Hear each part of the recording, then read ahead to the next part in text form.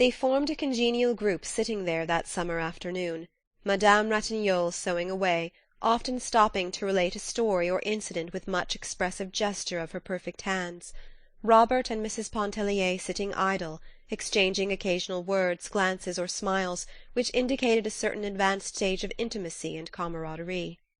He had lived in her shadow during the past month. No one thought anything of it. Many had predicted that Robert would devote himself to Mrs. Pontellier when he arrived. Since the age of 15, which was 11 years before, Robert each summer at Grand Isle had constituted himself the devoted attendant of some fair dame or damsel. Sometimes it was a young girl, again a widow, but as often as not it was some interesting married woman. For 2 consecutive seasons he lived in the sunlight of Mademoiselle Duvignier's presence. But she died between summers. Then Robert posed as an inconsolable, prostrating himself at the feet of Madame Ratignolle for whatever crumbs of sympathy and comfort she might be pleased to vouchsafe.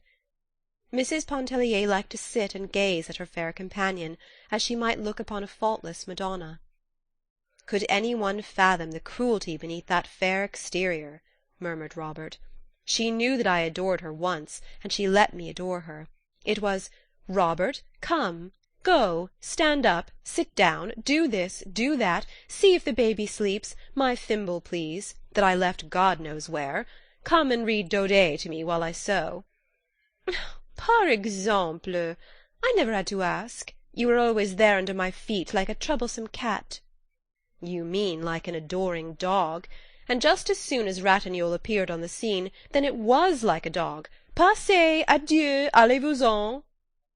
"Perhaps I feared to make Alphonse jealous," she interjoined with excessive naivete. That made them all laugh. The right hand jealous of the left, the heart jealous of the soul.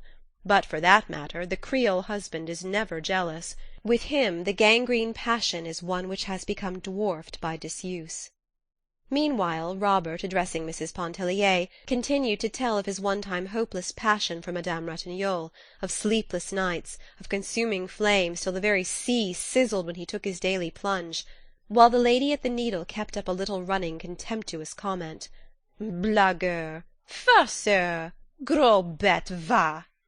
He never assumed this serio-comic tone when alone with Mrs. Pontellier. She never knew precisely what to make of it. At that moment it was impossible for her to guess how much of it was jest and what proportion was earnest. It was understood that he had often spoken words of love to Madame Ratignolle without any thought of being taken seriously. Mrs. Pontellier was glad he had not assumed a similar role toward herself. It would have been unacceptable and annoying. Mrs. Pontellier had brought her sketching materials, which she sometimes dabbled with in an unprofessional way. She liked the dabbling. She felt in it satisfaction of a kind which no other employment afforded her. She had long wished to try herself on Madame Ratignolle. Never had that lady seemed a more tempting subject than at the moment, seated there like some sensuous Madonna, with the gleam of the fading day enriching her splendid colour. Robert crossed over and seated himself upon the step below Mrs. Pontellier, that he might watch her work. She handled her brushes with a certain ease and freedom, which came, not from long and close acquaintance with them, but from a natural aptitude. Robert followed her work with close attention, giving forth little ejaculatory expressions of appreciation in French, which he addressed to Madame Ratignolle. "Mais ce n'est pas mal. Elle s'y connaît. Elle a de la force, oui." During his oblivious attention, he once quietly rested his head against Mrs. Pontellier's arm.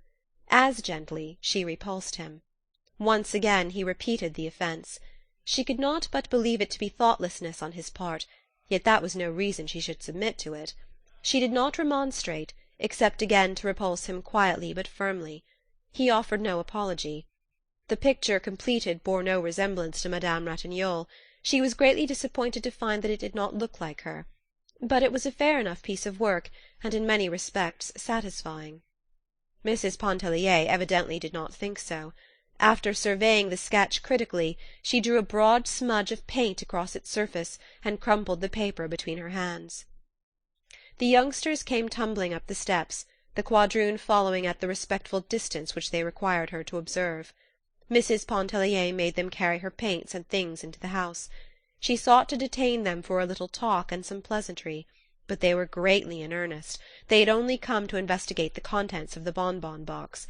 They accepted without murmuring what she chose to give them, each holding out two chubby hands scoop-like, in the vain hope that they might be filled, and then away they went. The sun was low in the west, and the breeze, soft and languorous, that came up from the south, charged with the seductive odour of the sea. Children freshly befurbelowed were gathering for their games under the oaks. Their voices were high and penetrating. Madame Ratignolle folded her sewing, placing thimble, scissors, and thread all neatly together in the roll, which she pinned securely. She complained of faintness. Mrs. Pontellier flew for the cologne water and a fan. She bathed Madame Ratignolle's face with cologne, while Robert plied the fan with unnecessary vigour. The spell was soon over, and Mrs. Pontellier could not help wondering if there were not a little imagination responsible for its origin, for the rose tint had never faded from her friend's face. She stood watching the fair woman walk down the long line of galleries with the grace and majesty which queens are sometimes supposed to possess. Her little ones ran to meet her. Two of them clung about her white skirts, the third she took from its nurse, and with 1,000 endearments bore it along in her own fond encircling arms, though, as everybody well know, the doctor had forbidden her to lift so much as a pin. "Are you going bathing?" asked Robert of Mrs. Pontellier.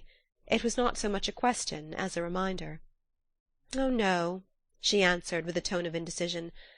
"I'm tired. I think not."